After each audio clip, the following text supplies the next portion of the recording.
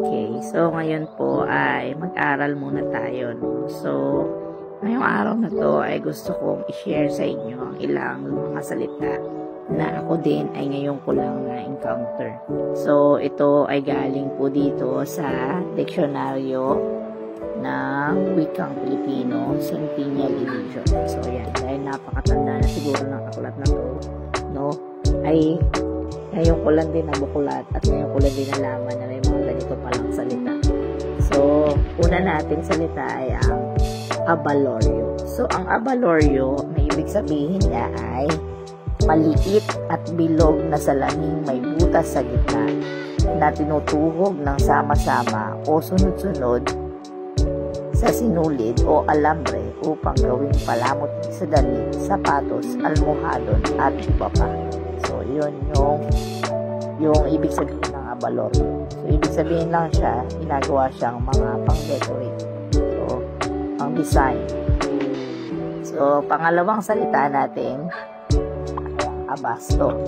Ang ibig sabihin naman ng salitang abasto ay maleta o baul, balutan, at ibang daladalahan sa paglakad.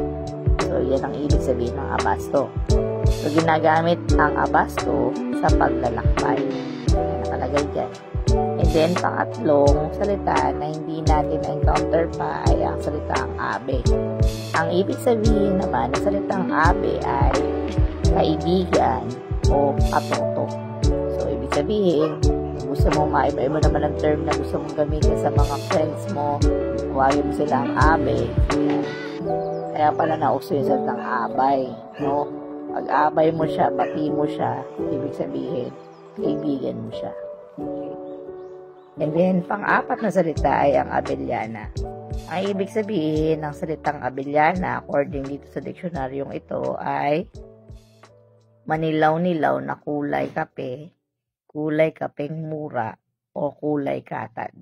Okay. Kapag manilaw-nilaw na kulay kape, so parang ngayon, kulay ano yun? Mocha. Parang ganun ang itsura niya, no? So, yun pala ay kulay abelyana. So, ang alam lang natin kasi sa abelyana ay apelyido.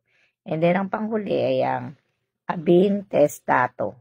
Abintestato, ibig sabihin, ito naman ay ang taong namatay nang hindi pa nakagawa ng huling habilin. So, maraming ganito.